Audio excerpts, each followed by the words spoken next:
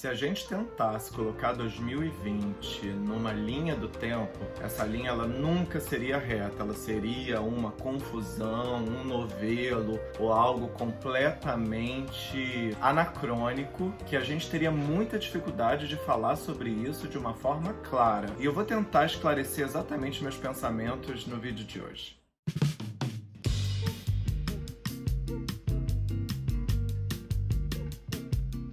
Ontem eu falei sobre o paradoxo da gratidão, onde você, mesmo com tanta tristeza, com tantas perdas, ainda tem que se sentir grato por estar vivo. E é uma verdade, eu tô grato. Se 2020 fosse um meme, ele começaria sorrindo, aí chega fevereiro, ele vai ficando esquisito, março ele bota a mão na cabeça, abril ele chora e de maio em diante ele tá arrancando os cabelos. Mas calma, o ano vai terminar bem. Tudo isso porque passamos pela maior crise sanitária do século XXI e, posso dizer assim, dos últimos 100 anos. Desde a gripe espanhola, não se via uma comoção sanitária de tamanha proporção no Brasil e no mundo. Para quem estava pulando carnaval como eu em fevereiro, abraçado com todos os amigos, passando pelas escolas de samba, pelos blocos do Rio de Janeiro e pela Sapucaí, ninguém imaginava que 15 dias depois disso estaríamos todos recluídos. E eu particularmente sempre tenho a sensação na quarta-feira de cinzas de que eu dei uma exagerada no carnaval, saí demais, pulei demais, mas se eu soubesse que 2020 reservava tanta restrição, eu teria dito que fiz foi pouco.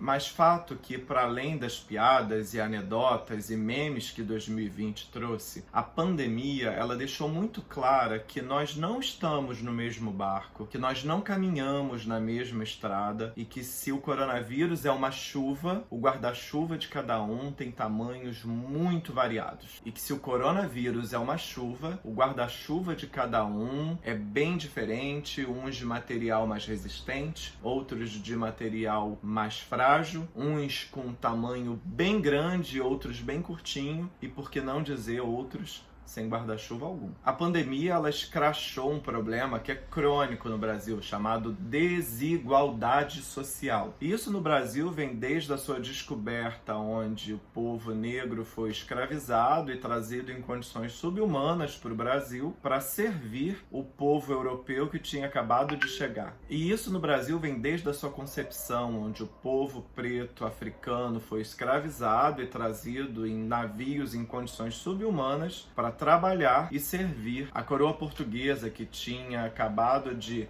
conquistar essa região. Conquistar muito, entre aspas mesmo, como você está vendo. Afinal, o Brasil não era uma terra desabitada, digamos assim. Dessa forma, se você acha que a assinatura da Lei Áurea pela Princesa Isabel foi o fim da desigualdade entre negros e brancos, você ainda está muito equivocado. Não houve sequer um planejamento para que a comunidade negra brasileira pudesse cuidar da própria saúde, dos próprios empregos e da própria sobrevivência nesse Brasil tão desigual. E eu tô falando historicamente de uma época um pouco mais de 100 anos atrás, só que isso continua muito atual. E se você parar para pensar direitinho e for olhar nas estatísticas, pessoas brancas morreram menos, pessoas ricas morreram menos, pessoas que tiveram acesso à saúde suplementar de qualidade morreram menos, porque elas tiveram acesso a exames, respiradores, médicos qualificados, leitos de CTI, medicações e tudo mais que a pandemia exigiu de todos nós, médicos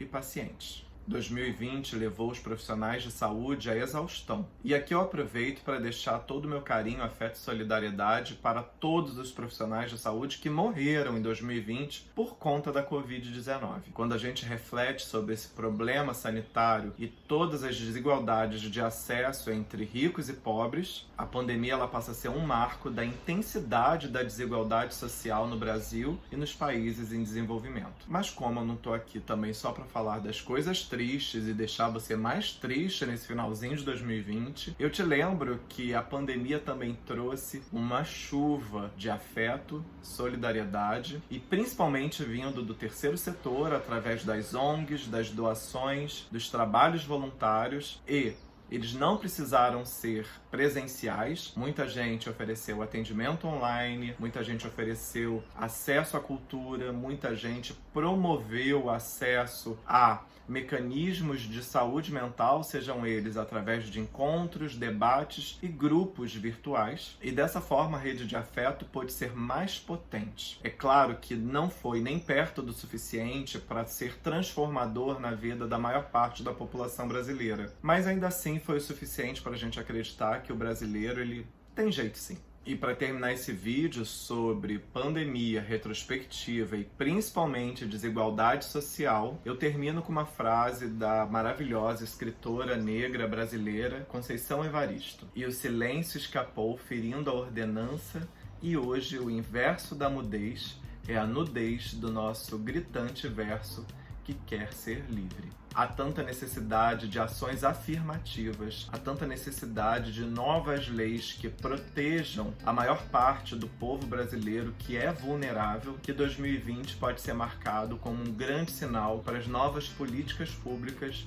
e para o que a gente deseja para o nosso futuro. E construir o futuro acabou de começar. Aliás, ele começou ontem.